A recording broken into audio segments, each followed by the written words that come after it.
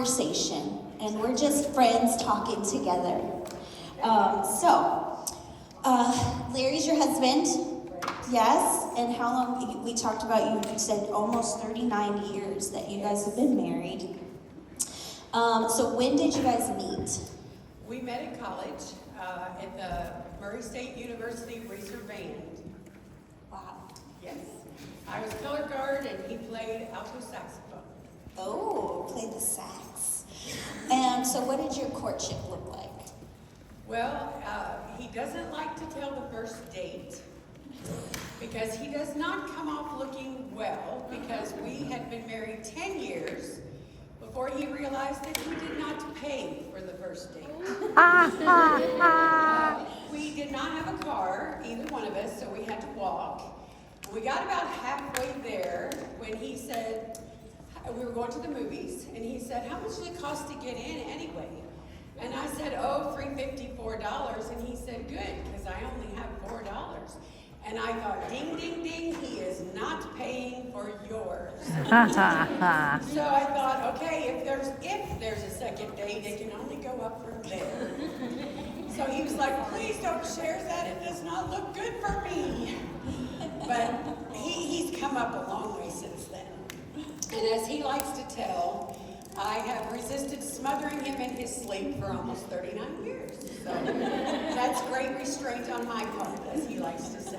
So. I love that. That's amazing. What a story. So, not only did you meet Larry and you guys begin your relationship, but there was something very significant that took place while you were dating him. Larry is a very devout Southern Baptist. Many of his grandparents, great-grandparents, were all pastors of Southern Baptist churches. So he grew up in the church, missionary camps and different things like that, mission trips and all that. I did not. My extended family grew up Pentecostal, but my immediate family did not. We did not go to church, but I was always open. I went to anybody who invited me to church, any denomination, I went. So you can say I've always been a seeker, but I never found it until I met Larry.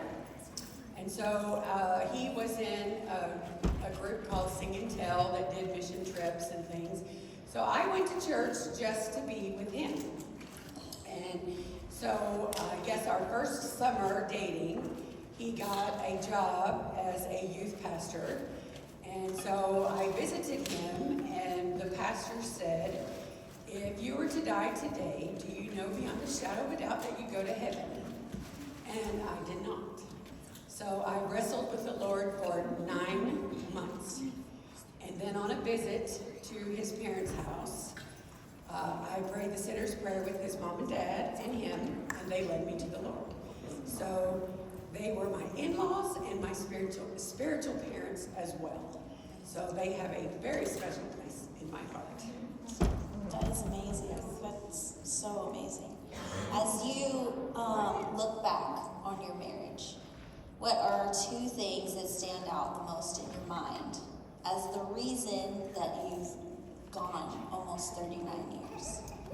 Well, for one thing, let me look at the notes we have on here. First, our commitment to each other. Divorce was never an option, and our commitment to Christ. We look at each other as we're best friends. We are the first person that we consult with anything good or bad. That's the person we want to share it with. We truly are best friends. When we got engaged, he had never met my parents. So when we went to tell my parents, they were living separate at the time. They had never divorced or anything, but they were living separate. I had gone out to eat, and I left the table, and my dad asked Larry, he said, "So who's going to be your best man?" And he goes, "Your best friend?" And Larry said, "No, I'm marrying her." And that's when my dad knew that he would take care of me and that we would have a good marriage. What an answer. Yeah. I'm marrying my best friend. I love that so much. So you mentioned that you guys are committed to each other and your commitment to Christ as the reasons that your marriage has lasted so long. So how in your daily life does your individual relationship with Jesus play into your marriage with each other? Well, we pray together, just like this morning. I said, pray for me, because you know I don't like to get up and speak in front of people. So before he left this morning, we prayed that God give me the right words to say, and that he would be glorified through this testimony today. So he did. As I stopped making my little bread balls, we held hands and prayed for today. We pray for everything together, and people, friends, and everything. And anytime there's something on our hearts, we always pray for it. Music has always been grounded in our relationship too.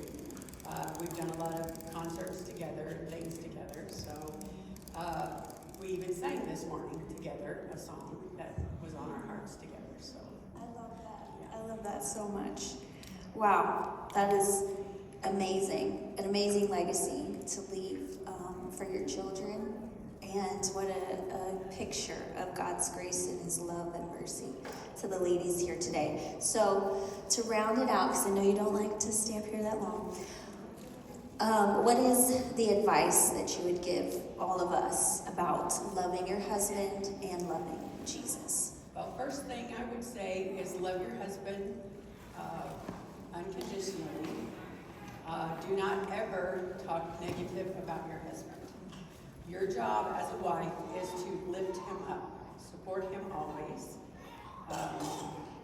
Also, if you talk negative about your husband, it makes you look bad to the person that you're talking to too. I mean, you lose all credibility. It not only demeans him, but it demeans you too. And you can ask for prayer support. You can ask for guidance in a way that never makes him look bad. And if you approach the right person for that guidance or support, there's a way you can do it without demeaning your husband. So never talk negative about your husband. Also, let your husband have some input about your body. Your body belongs to him, and his body belongs to you. And so, you know, some people say, well, it doesn't matter, your hair belongs to you, you're the one that wears it, or whatever. No, 1 Corinthians 7 says you belong to each other. So let him have some say sometimes, you know. They actually like it. If he says he doesn't care, then take him at his word, but let him have some say in it. Don't go to bed angry. Nobody sleeps that way. You both just wrestle, nothing gets resolved, and definitely, if there's a big discussion to be had, don't start it at bedtime. You can wait till the kids go to bed, but start it well before bedtime, and do it at the kitchen table. Don't do it in the bedroom. You know, that the bedroom is an intimacy place, not a discussion place. So save it for the kitchen table. And those big topics especially, not in the bedroom, okay? And one big thing is we've won a lot of newlywed contests. We've been married a long time. I can pretty much tell you how I think he's going to answer something, and I can be right 99% of the time, but I cannot read his mind, and he cannot read mine. So, you know, ask him about something. Talk to him about it, because he cannot read your mind, and you cannot read his. It just doesn't work that way. Communicate. That's the one thing I've learned above anything, is communicate with each other. And for you as a person, as a wife, as a mother, find a mentor, somebody you can pray with, somebody that you can lean on, grow with, and then be a mentor.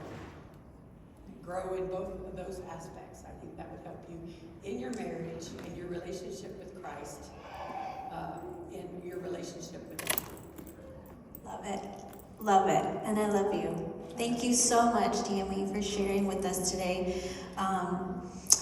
I'm so grateful. All of those things, I'm like, yes. I've only been married 13 years, but I'm like, yes. So, yeah, communication It's definitely so good. And I am going to give away a gift actually right now.